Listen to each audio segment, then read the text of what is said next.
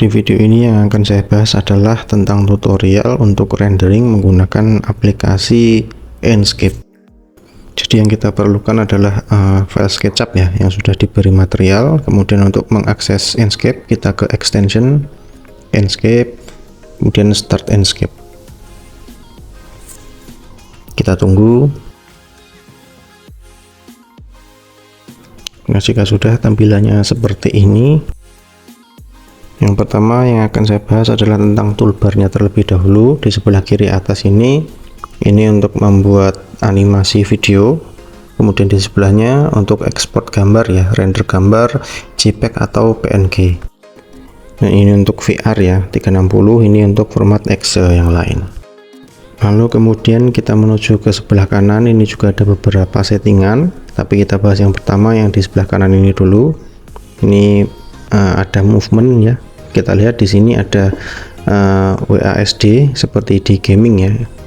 Untuk menggeser ke depan, kanan, samping ini WASD, kemudian untuk naik ke atas atau ke bawah ini pakai E dan juga Q. Lalu untuk rotate ini klik kiri, orbit klik kanan, tapi biasanya saya pakai klik kiri saja sudah cukup. Lalu ini ada double klik kiri ya untuk perpindahan secara cepat. Misalkan teras, daripada kita scroll atau menekan WASD, kalau filenya cukup besar kita bisa langsung double klik kiri saja. Nah, seperti ini contohnya. Kemudian time of day ini adalah posisi mataharinya ya, kita mau setting pagi, siang atau malam. Ini menggunakan tombol shift sekaligus klik kanan dengan menggeser mouse-nya ke kanan atau ke kiri. Lalu selanjutnya kita ke visual setting.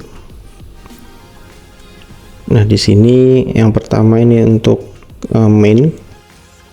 Yang pertama adalah style. Di sini none untuk defaultnya. Misalkan saya coba white.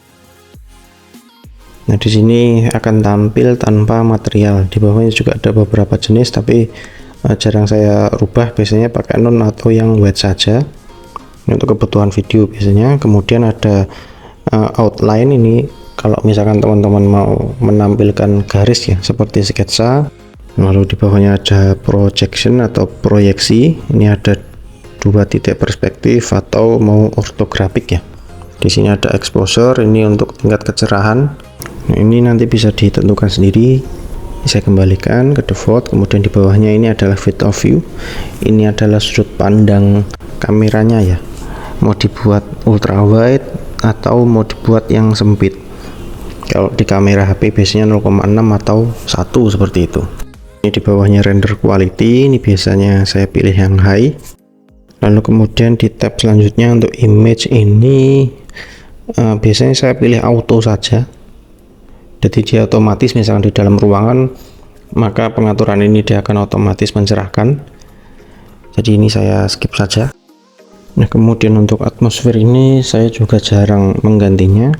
Jadi ini bisa teman-teman kreasikan sendiri ya. Bisa teman-teman sesuaikan. Ini saya skip juga. Kita langsung ke sky. Yang pertama white background. Ini kalau hasil render bagian background ini mau diedit menggunakan Photoshop atau di Corel. Kemudian di bawahnya ini untuk background bawaannya ya. Di sini bisa dipilih, ada berbagai jenis. Biasanya saya pakai yang clear karena nanti di bagian samping kanan kiri itu akan saya tutupi menggunakan tanaman. Ini di bawahnya untuk mengatur awannya ya. Ini bisa teman-teman scroll saja, teman-teman coba-coba. Nah, di sini adalah resolusi. Biasanya saya menggunakan Full HD atau Ultra HD tergantung dengan kebutuhan ya. Kemudian di bawahnya ini ada formatnya untuk render gambar. Kemudian di bawahnya adalah folder penyimpanannya. Di bawahnya ada setting video, resolusi dan FPS-nya. Saya sarankan menggunakan maksimum. Di bawahnya adalah panorama untuk VR-nya.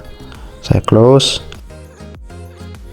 Salah satu kelebihan dari Enscape ini adalah kita bisa melakukan render secara real time ya. Jadi buka SketchUp sekaligus membuka aplikasi Enscape-nya. Misalkan ini cat dindingnya saya rubah salah satu di SketchUp, kemudian kita buka ke Enscape-nya. Nah, dia otomatis langsung berubah.